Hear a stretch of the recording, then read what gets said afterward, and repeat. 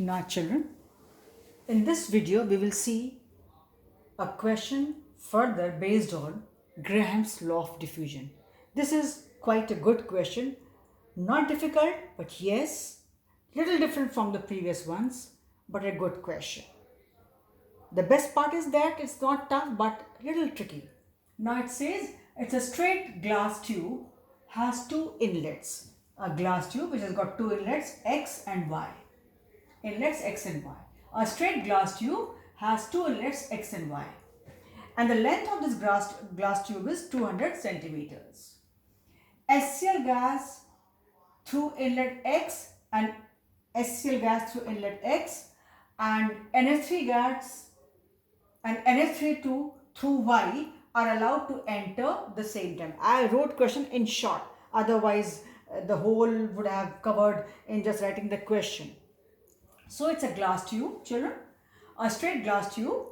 It has two outlets or two inlets rather say, X and Y. Its whole length is 200 centimeter. Through inlet X, HCl is allowed to enter, and through inlet Y, ammonia is allowed to enter at the same time. Right? HCl gas through inlet X and ammonia gas through inlet Y are allowed to enter at the same time. White fumes were found to appear first at point P. White fumes are found at point P here, right? So they are saying find distance of this P from X. This is X end. So what happened, children? Again, I am repeating the question in short. This is the whole language I gave in short. Otherwise, it was a lengthy question covering the whole space would have been there. Now, I repeat, you are given a glass tube which has got two outlets X and Y. Two outlets. The length of this tube is whole 200 centimeters.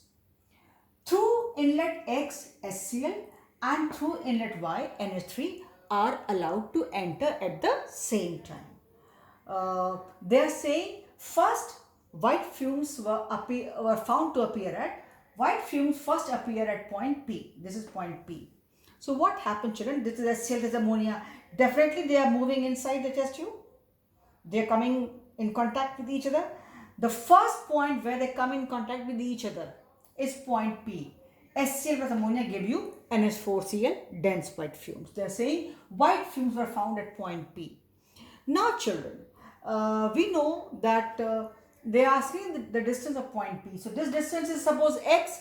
So this will be 200 minus X. If this point from X, the distance till the point P is this capital X in it, the distance for this is small x. So remaining will be 200 minus x, obviously.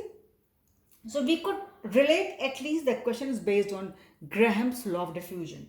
So here RHCl upon R ammonia should be equal to, there's no mention of density, under root, inversely proportional, under root MNH3 upon MHCl.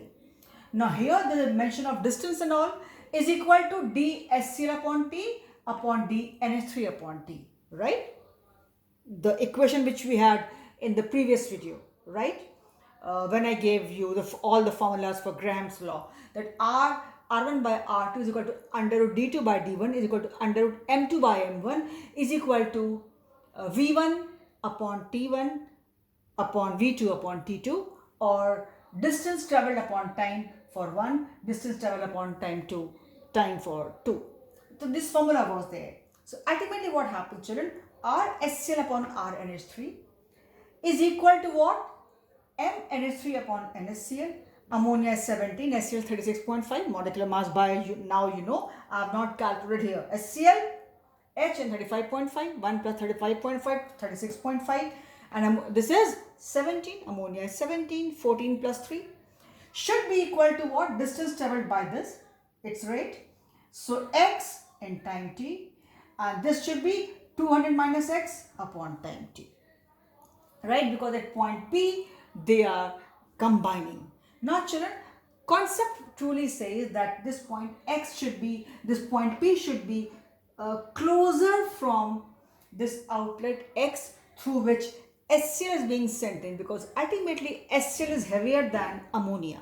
So naturally and whichever is a heavy gas, we have seen will be having a slower rate of diffusion, because R1 by R2 is equal to under root D2 by D1, right? Or M2 by M1. So, and otherwise also logic says whichever is heavy gas will be having a slower rate of diffusion, means in whatever time HCl will reach here, ammonia might reach here, just an approximation. That's why this point P has been made more closer towards HCl than ammonia. Logic says, otherwise you could have put P anywhere and could have written X. But logically, you see children, HCl is heavier.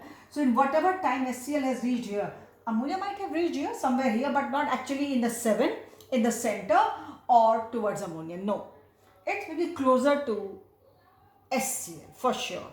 So RHCl upon RNH3 is equal to under root MNH3 upon MSCl, MNH3 upon HCl is equal to distance travelled by HCl in time t upon distance travelled by your ammonia in time t, and you calculated that X is equal to 81.13 centimeter. It was a good question. I once again repeat before I wind up. A glass tube is given to you having two outlets X and Y. Through inlet X, not outlet, inlet, through inlet X, HCl is being sent in, through inlet Y, ammonia is being sent in, and the point P where they first mix up and give you dense white fumes. So this is point P. This is distance X, small x, from HCl side till the point P. So from point P, the remaining distance will be 200 minus X, right? And but obvious, this P should be slightly closer towards HCl side because HCl is heavier gas. That is as per the logic which you should use. Everything cannot be taught and fed. You have to understand. Now, the logic says, the formula says, because based on Graham's law, RHCl upon NH3 is equal to MNH3 upon MSCl, and then is equal to distance travelled by HCl in time t, distance travelled by NH3 in time t. I put the values here and got the answer. So this is how you have seen all types of questions based on Graham's law of diffusion. I don't think anything outside this can be asked. So if you practice only these 3 questions again, children, at home, so you, and yes, with understanding, you will be able to do all the questions, whether given in the book or they are asked in the exam. So we have seen, if molecular mass is given, means name is given, how to do. If the rates of diffusion are given in some ratio, then how to do. And if molecular mass given, then how to get the rate. And if distances travelled are given, then how to find the distance. So I've seen all possibilities. Yes, remaining questions are in your book. You can see some more solid examples. I found these questions kind of sample ones for you, in the sense so that you can learn and you can get all concepts for solving questions based on Graham's law of diffusion. Knowing this will be sufficient for you. You should be able to solve all the questions. So this is all for today, and practice these questions, children. Please see the video twice, thrice in the evening. Will not take much of time. Then only update your notes. There are certain points in chemical bonding also you need to revise, and then only update your notes. Not that just copying, children. Please understand, right? This is a kind of teacher with you at home. And sometimes you ask those questions which I really wonder, everything is there in the video, but you don't pay attention. Sometimes you ask those questions which are really, it really disappoints me, in the sense that everything I have spoken in the video, try to see, it is very much there. I have explained, and then you ask the same thing. So I'm not saying that you don't ask me, but I'm saying try to see certain things in the video whenever it is required, twice, thrice, before you ask, right? So that will make your points more clear, and you can update your notes. You can add on some points after understanding those points, and will be better for you. So this is all for today. We stop here.